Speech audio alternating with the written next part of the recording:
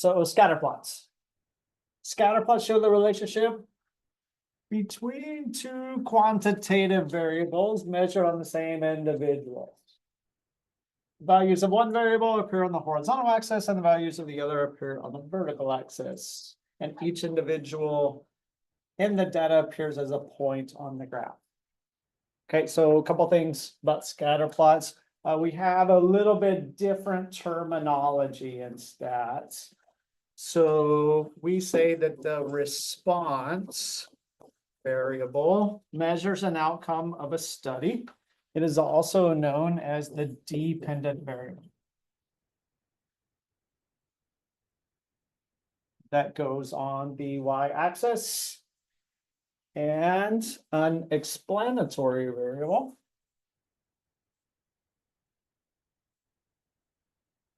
attempts to explain or predict changes in a response variable. It is also known as the independent variable.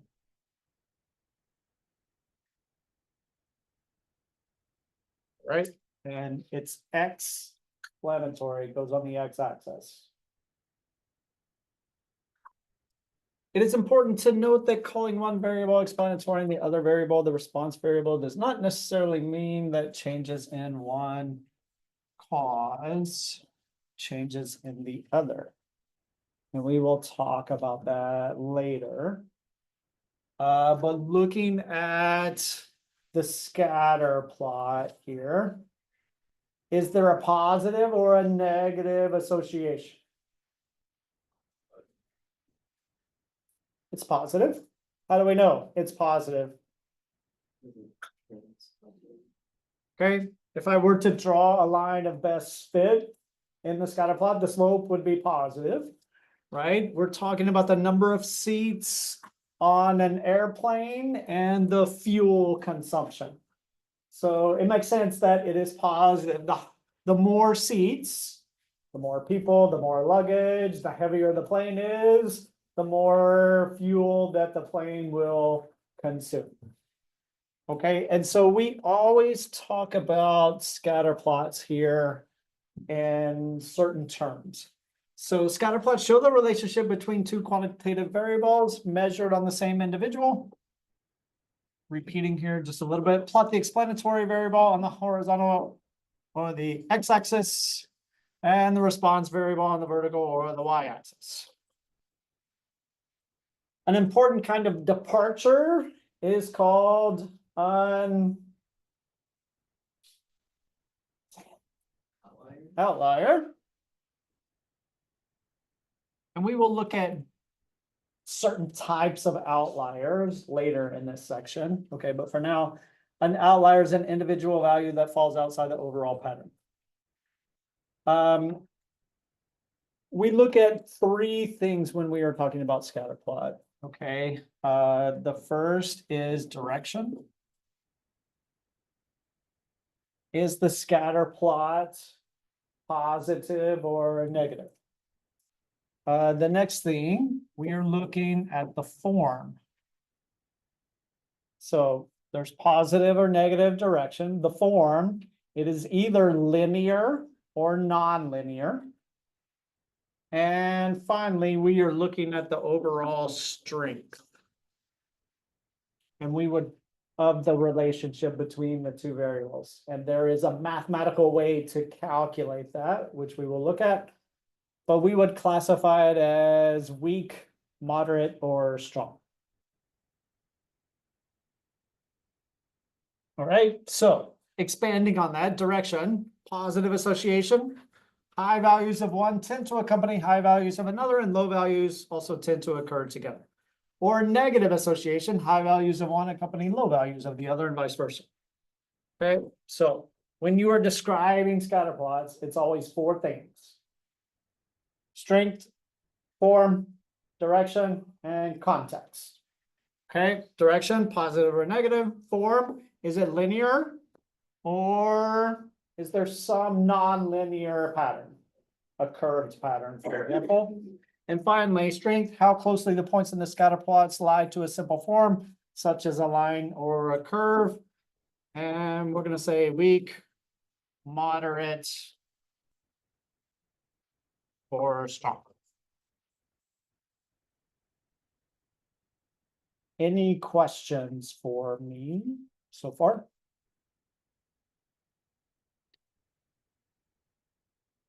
Well, turn the page for me and let's look at a little example. And I want you to take your calculator.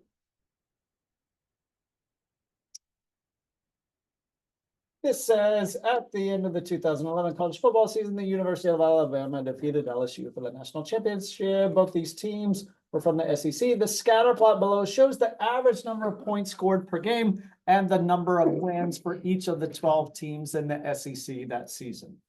Okay, so I need you to take your calculator and we're going to make two columns in the spreadsheet. One with points per game and one with number of wins. And please name those so that we can work with them.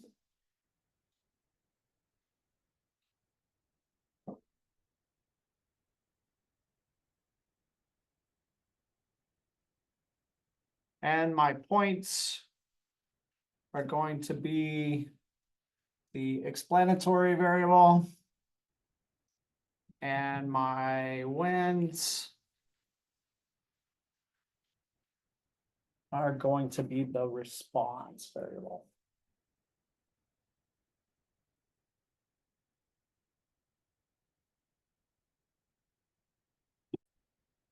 And so let's come back to the notes here.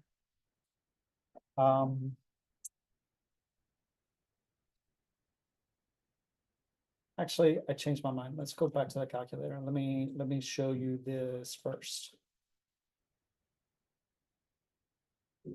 Okay, so let's make a scatter plot. I'm going to add data and stats. So control doc to add a page and choose add data and statistics. And then I'm going to click down here for the add the variable and put in the points because that is the explanatory variable. And then I want the number of wins. And if you do that, you get a scatter plot.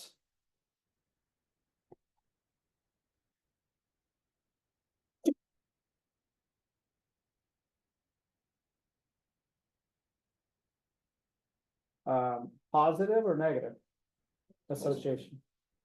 Why is it positive? Well, look at it, right? It has a positive slope, but it makes sense in the context of the problem, right? There should be a positive association between the number of points that you score and the number of wins. Yes? So now let's go back to the notes and describe those three things. So form, look at the scatter plot, and there's one in the notes there and in your calculators. Does there seem to be a linear pattern? Yeah, pretty much. So there seems to be a linear pattern. And there is a positive association.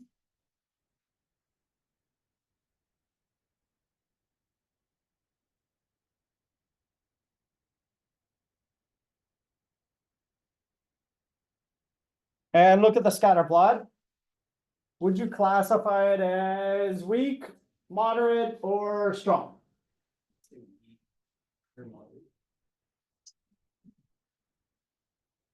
And we will, in just a second, I'll show you how to mathematically calculate that. But this looks like a fairly strong association. Okay, which makes sense, right? As we said, the more points you score, the more likely you are to win the game. So what we're looking for, are there any apparent outliers, obvious outliers? I would say no. Okay, and again, we'll look at outliers in the next section. But here, I'm going to say there's a fairly strong association. No apparent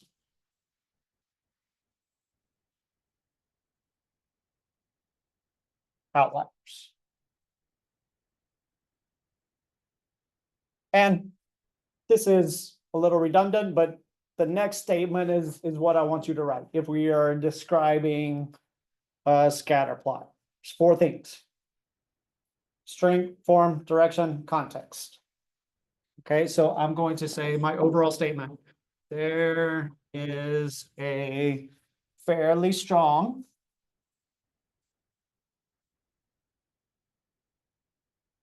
positive linear relationship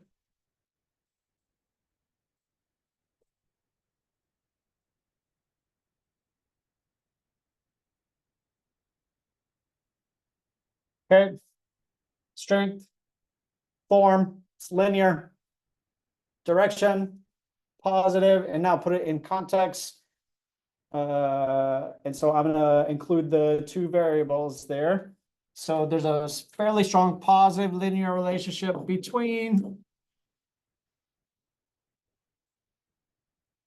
points per game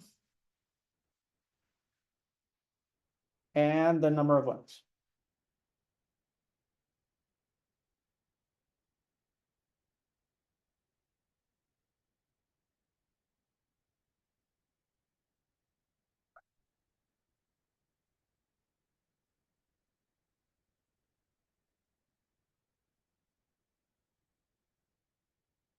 Okay, so now what I want you to do on the next example.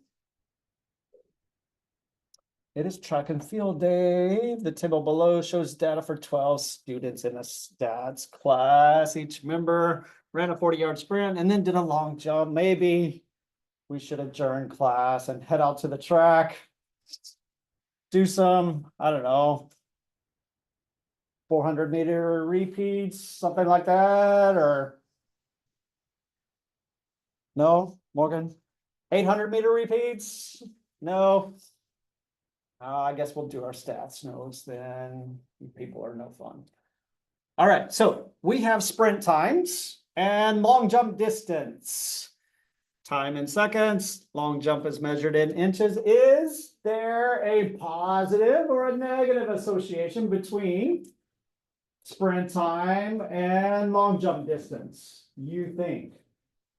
What do you think? That's coming. Reed, what do you say? Thinking there might be a positive relationship there. Why do you say that? Oh wait, no, inverse relationship or a negative relationship. Why do you say that?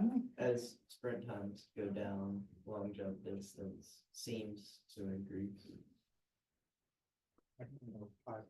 Well,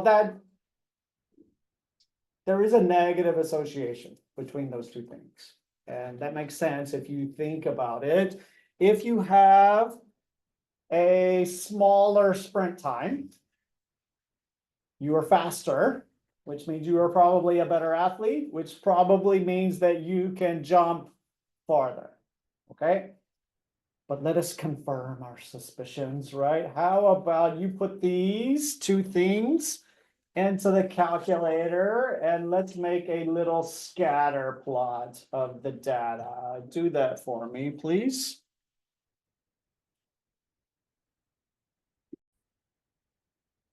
Okay, so here's what I want you to do. Make a little sketch in your notes of the two variables. Make sure that you label them.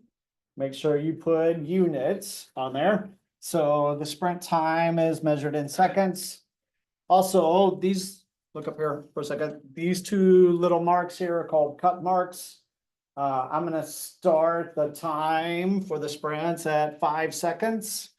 And the long jump distance is at like 60. So if you would go ahead and make a little scatter plot in your note there, based on the data or the scatter plot that you put into your calculator.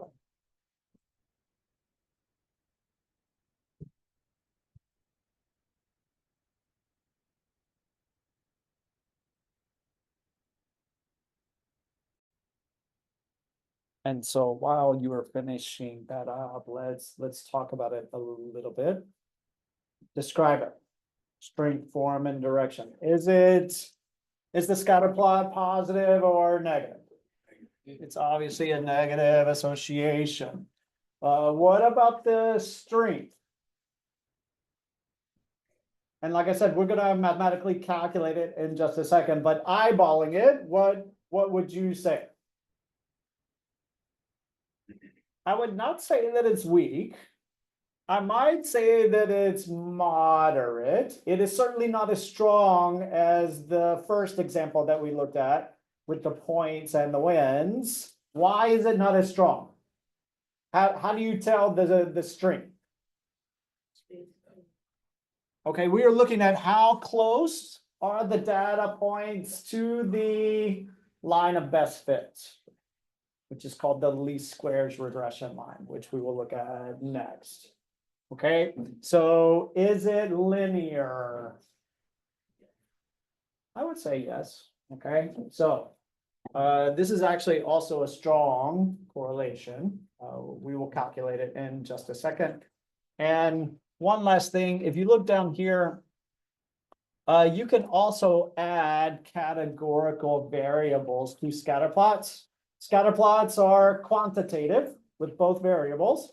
But if we wanted to add in gender for male and female students, for example, we could do that by using a different color or a different symbol to designate those categories. Okay. All right, well, let's take a little. We are going to talk now about correlation. Okay. Correlation measures the strength and direction of the linear relationship between two quantitative variables.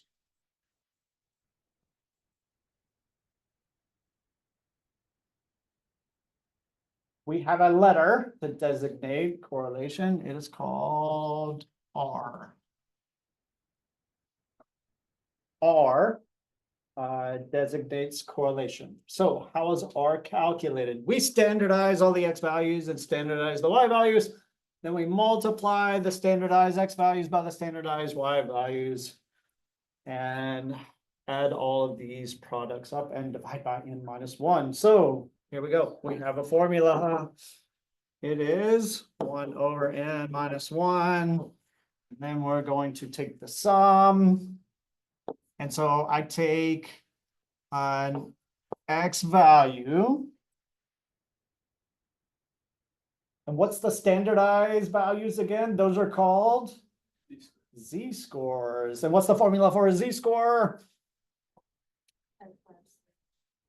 X minus the mean over standard deviation. So I have some X value minus the mean. How do I write the mean? Normally mu, right? But we will get into this designation. I'm gonna write X bar in this case over standard deviation of X. And then I am multiplying that by the standardized Y values. So take my Y value, I subtract the mean, which would be Y bar. Then that is over the standard deviation of Y. Okay, that's the formula. You don't really need to know it. All right, because our calculator will calculate R for us, which I will show you how to do in just a second. But first, let's talk about some characteristics of R. R is an average of the products of the standardized X and Y values, okay? So for the strength, this is there's a little bit of variation between textbooks or some statisticians, but if we give you one, it should be obvious. And we are looking at the absolute value of R because R can be positive or it can be negative. So if the absolute value of R is less than 0.5, then we would consider the correlation to be weak. If R is between 0.5, again, it's absolute value of R. So if it is greater than or equal to 0.5 up to 0.75, then we are going to say that it is moderate. And if the absolute value of R is greater than or equal to 0.75, then we say the correlation is strong. And so here are some visual examples of correlation. We have R is equal to 0. There's no distinct pattern. Everything is scattered. Correlation is negative 0.3. R is positive 0.5, negative 0.7. Here we have a positive 0.9 and a negative 0.99. Extremely strong correlation. Okay, so let me write down a couple of things about correlation, and then I'll show you how to use your calculator to calculate that. So this is called the correlation coefficient.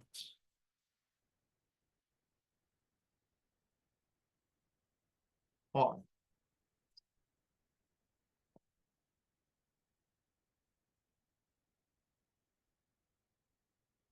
It measures strength. It gives direction. If R is positive, then there's a positive association. If R is negative, then there's a negative association. However, it only measures linear relationships. We will talk about this in a second, but you have to look at the scatter plot. Look at the scatter plot and see if it is linear or non-linear. It is possible for curved relationships to have a very high R value. And just because it has a high R value or a strong R value does not mean, that does not necessarily make it linear. You have to look at the data. And the last thing about R is you do not need to distinguish between the explanatory variable and the response variable.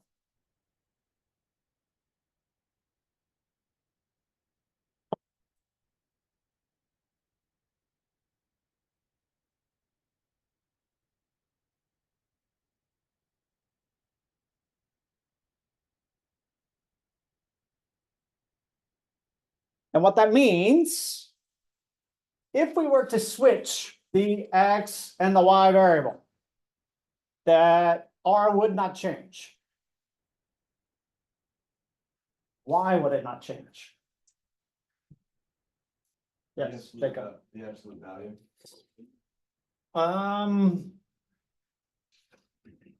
No, that's not exactly what I'm looking for. I'm talking about, let's say I were to graph the X and the Y variable on different graphs. So I take the explanatory variable and put it on the Y-axis and the response variable and put it on the X-axis. The value of R would not change. And mathematically, the reason it wouldn't change is, well, look at the formula.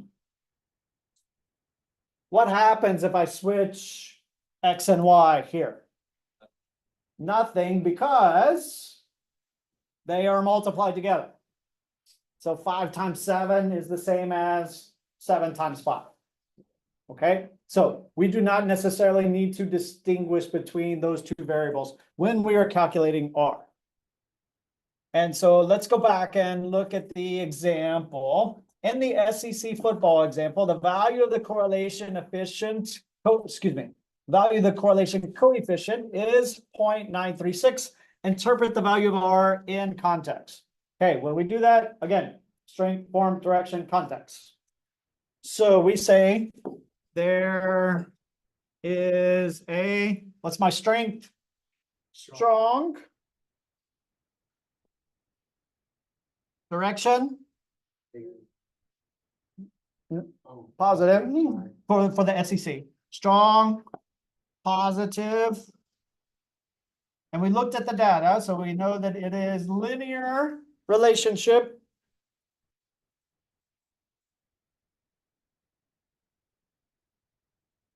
between points per game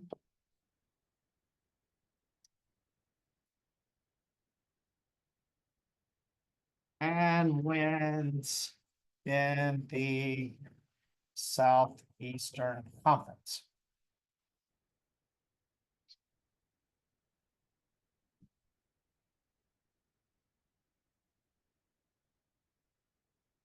So let's go back to the track and field example, and let me show you how to calculate that with your calculator.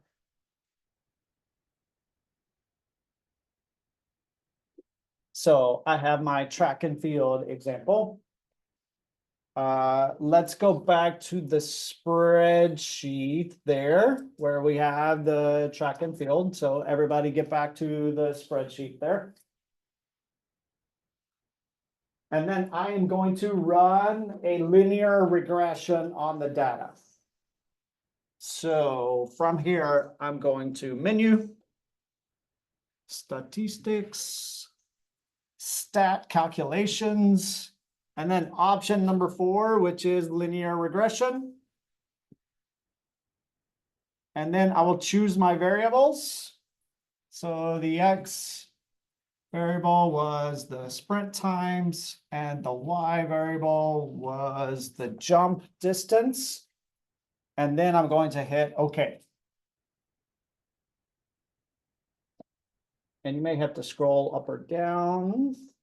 But notice there, and this other stuff we will talk about in the next section, but notice it gives the value of R, and R is negative 0.838, meaning since it is above 0.75, that there is a strong relationship or strong negative relationship between the sprint times and the jump distances.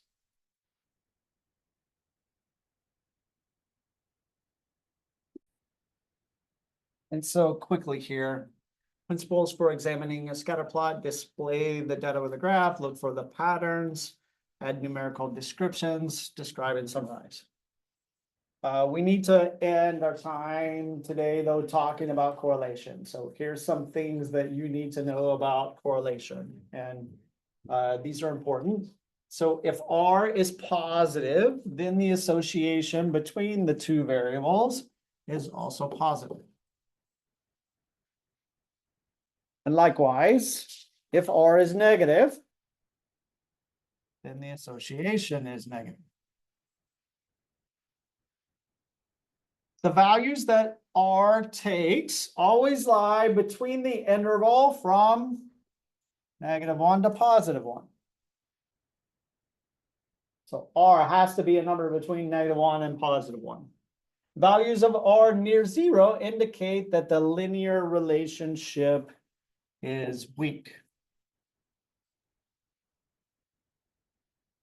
And when the absolute value of R is close to 1, this indicates that the linear relationship is strong. Could R be exactly 1 or exactly -1? Yes, it could, but what would that mean? Okay. Yes. If every data point were directly on the line.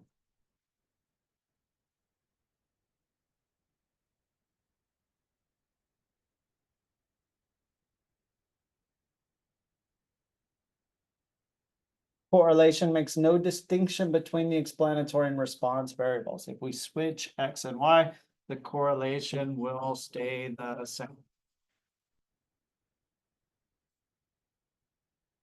And we did look at the formula there, see why that is true. If you switch X and Y, they are multiplied together. And the blank itself has no unit of measurement. It is just a number. And that is the correlation. The correlation coefficient. R has no units of measurement. It's just a number that determines strength and direction. And because R uses the standardized value of the observation, R remains unchanged even if we change the units. So if I were to convert and the long jump distance variable, if I were to convert inches to centimeters, for example, R does not change because it is standardized and it's relative to everything else in the same way. Correlation only describes the strength and direction of linear relationships. Outliers influence the value of R, like the mean and standard deviation. The correlation we say is not resistance, because R is strongly affected by a few outlying observations. And finally here, you hear me say nothing else, learn this. Okay, I will say this over and over. Correlation does not imply causation.